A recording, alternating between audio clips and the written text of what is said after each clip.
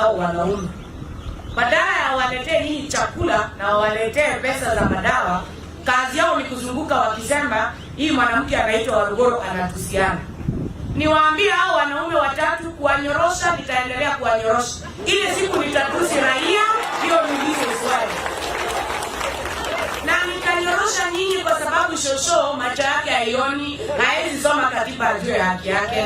Macho yake ni hii mjukuu yao inaitwa Warugoro.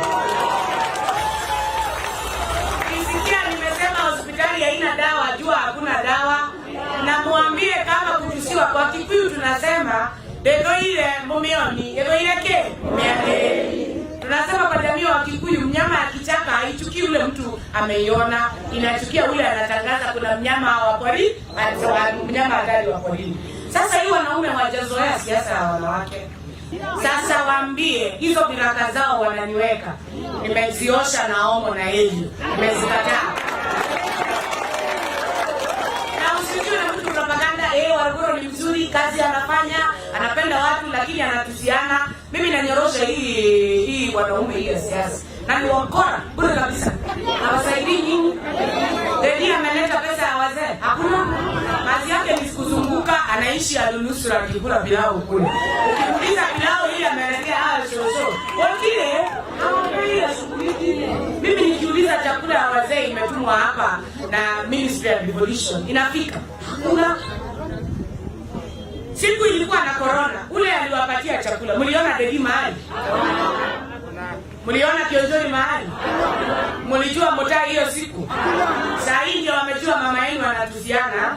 Wamejua mama yenu ni mchafu na ananuka uchafu saa hii. Kwa sababu wa Mungu kubwa na janga la corona. Alitafutia nyinyi hata mask moja. Saa hii ndio wanajua mama yenu ni mchafu, Waambieni washindwe kabisa hawa.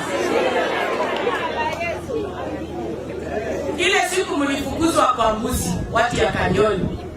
Kanyoni mko hapa. Nyinyi mmehangaishwa kutoka kwa msitu, shamba yenu imebebwa. Moreidi hiyo siku alikimbia na miguu. Siku ile National Arts Commission ilikuja. Mkipigwa tear gas na majeshi. Mliwaona hao wanaume? Dedi hakuwa baiskeli hiyo siku ilikuwa anagumzi afike pale Kanyoni. Baiskeli ilikuwa anagumzi. Hakukuja. Mlimuona? Kionjoni aliongea. Mutai mlimuona hiyo siku? Sasa hao watu wanabeba sisi kufara. Ama wanatubeba sisi kama watu ambao hatujielewi. Na ndio mimi kama mtoto mwanamke naambia hapa, kaeni kando tuwafunze kazi. Manake sisi wanawake kazi ya jikoni tushangarisha. Kazi ya pale sebuleni tumengalisha. Ya bedroom tumengalisha. Kama tungengalisha kungekuwa kura watoto wangezaliwa tushangarisha.